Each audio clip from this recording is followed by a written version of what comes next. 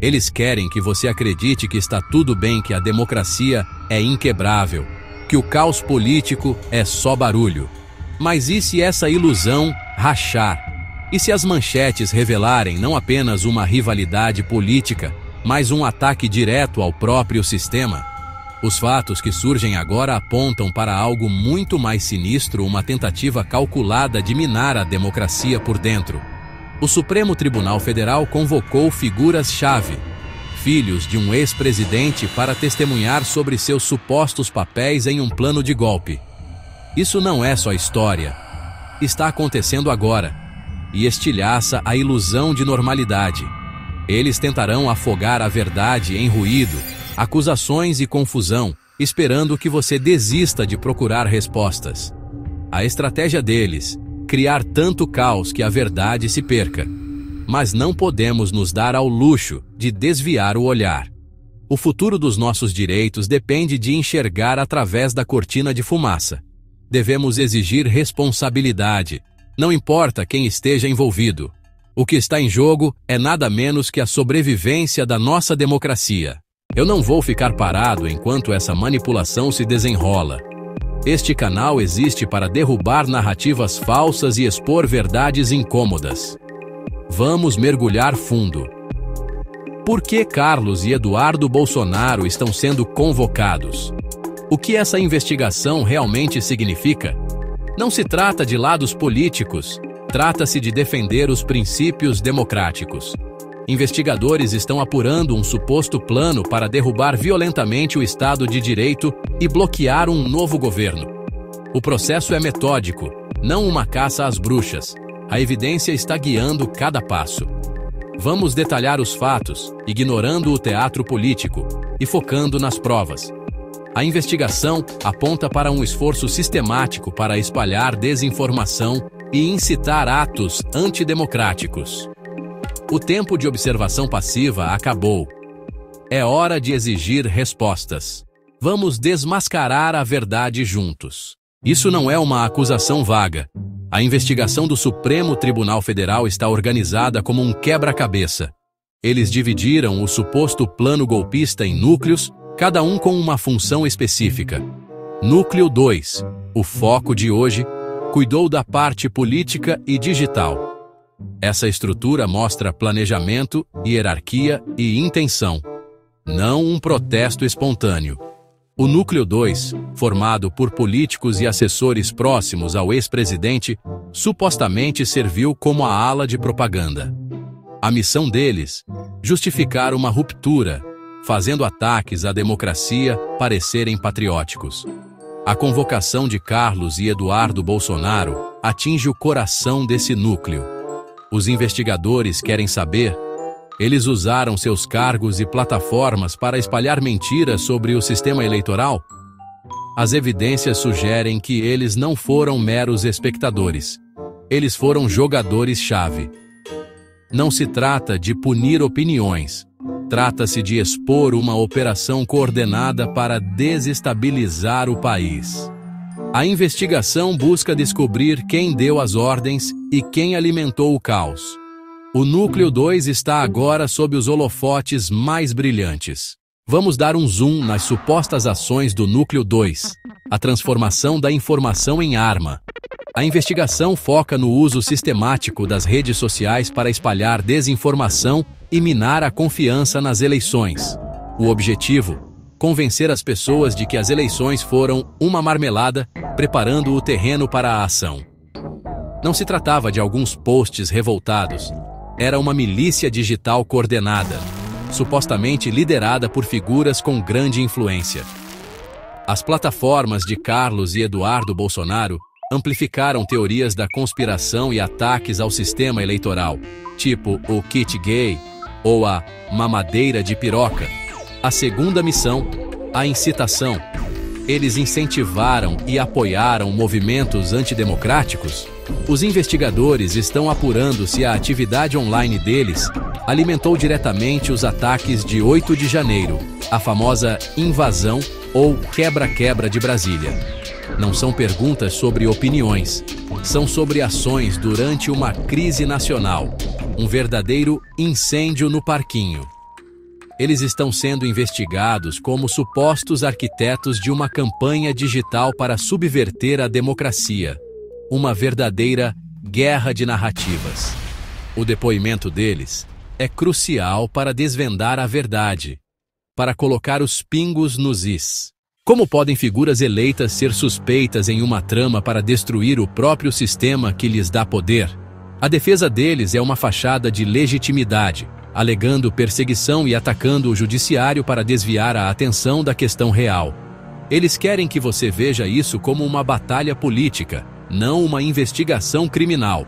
Questionar instituições é democrático. Conspirar para abolir o Estado de Direito não é.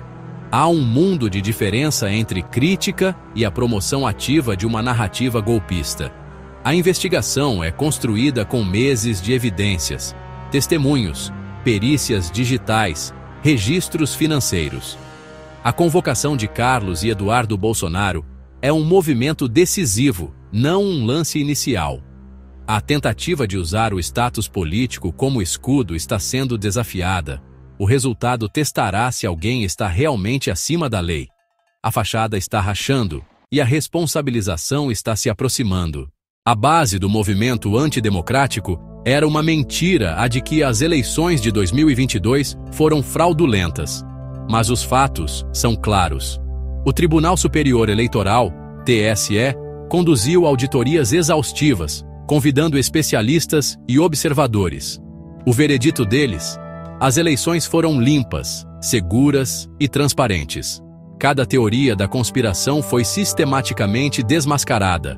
As urnas são seguras, os votos são verificáveis e o processo é público. O partido derrotado foi convidado a apresentar provas de fraude. Suas alegações foram rejeitadas como infundadas e eles foram multados. Isso não é perseguição, é responsabilização por acusações perigosas e sem fundamento. Toda a narrativa insurrecional foi construída sobre ficção, não sobre fatos. Órgãos oficiais e a comunidade internacional confirmaram os resultados. A história da eleição roubada foi uma ferramenta calculada para justificar um ataque à democracia. Os dados do TSE são a pedra angular que expõe a conspiração como uma mentira maliciosa. A verdade é inegável. A democracia foi atacada, não por forasteiros, mas por aqueles de dentro. E agora, o acerto de contas está em andamento. This attack on the electoral process was an attack on Brazil's democratic history. Since the end of the military dictatorship and the Constitution of 1988, Brazil built a solid democratic tradition. Power was transferred peacefully between opposing political parties multiple times. The idea that the system is rigged to prevent a certain political ideology from winning is a fallacy. It's hypocrisy. They trust the system when elected, but call it fraudulent when they don't like the result. This isn't democratic, it's authoritarian. The attempt to incite disruption in 2022 was a radical deviation from democratic norms. It represents a direct attack on this hard-won democratic tradition, seeking to replace ballots with force. This context shows how dangerous the January 8th events were. It was an attempt to end politics as we know it. The investigation is the system defending itself against an unprecedented attack. Let's set aside the political talk and focus on the institutions at the forefront. The Federal Police, Brazil's main investigative agency, leads the operations. They seize devices and conduct digital forensics. Their technical analyses, based on evidence, support the Supreme Court's decisions. They're following the evidence trail. Federal police reports indicate planning and organization behind the attacks. They've tracked financial flows and analyzed data, revealing communication networks. This forensic evidence points to a coordinated campaign, not a spontaneous protest. The Federal Prosecution Office evaluates the evidence and files charges. The focus is now on the chain of command. Critics ignore the methodical, multi-institutional process. Data drives the investigation forward. Summons are the result of months of following the evidence. Com os fatos e as provas se acumulando, o que sobra para a defesa? Quando não dá para discutir os fatos, o ataque vira contra o processo. a manipulação da percepção pública pelo manual de vitimização. Eles dizem ser alvo de uma perseguição política implacável, comandada por um judiciário parcial. Essa estratégia tira o foco das ações que estão sendo investigadas, desviando o debate para a legitimidade do próprio sistema. Ao gritar abuso de autoridade, tentam deslegitimar toda a investigação perante a opinião pública. Para quem está sendo investigado, essa narrativa é questão de sobrevivência política e jurídica. Ela aprofunda a polarização política e mina ainda mais a confiança nas instituições democráticas. Isso não é só uma estratégia de defesa, é uma continuação do próprio ataque à democracia. A segunda camada dessa manipulação é uma campanha direta de pressão, voltada para o coração dos outros poderes e da sociedade como um todo. O discurso de perseguição não serve só para consumo público, é uma arma para intimidar adversários políticos e até aliados. O objetivo é criar um clima político em que defender a investigação se torna tóxico. Ao pintar as ações do Supremo como um ataque à direita, pressionam deputados, senadores e outros líderes a escolher um lado. Você está com os perseguidos ou com o judiciário tirano. Isso força uma dicotomia perigosa e falsa. Essa campanha de pressão tem objetivos políticos bem concretos. Ela influencia debates no Congresso sobre limitar os poderes do Supremo. Alimenta projetos de lei para anistiar envolvidos nos atos do 8 de janeiro. É uma tentativa de usar o poder político para construir barreiras legislativas contra o processo judicial em andamento. Basicamente, estão tentando mudar as regras do jogo enquanto ele ainda está acontecendo. O interesse final aqui é a impunidade. Não querem só ganhar um processo. Querem criar uma realidade política em que sejam intocáveis, acima da lei. A convocação dos filhos do Bolsonaro para depor vira também um instrumento poderoso para os dois lados mobilizarem suas bases e influenciarem o cenário político. Para os apoiadores, é prova da perseguição e um chamado para defender seus líderes. Para os opositores, sinal de que a responsabilização está chegando ao topo da pirâmide. Esse evento está sendo usado estrategicamente para alimentar o fogo político, intensificando a polarização enquanto nos aproximamos de novas eleições. Os depoimentos deixam de ser um procedimento jurídico e viram um espetáculo político gigantesco, onde a guerra de narrativas importa tanto quanto o que vai ser dito na justiça. No fim das contas, o interesse central por trás dessas manipulações é a preservação de um projeto político.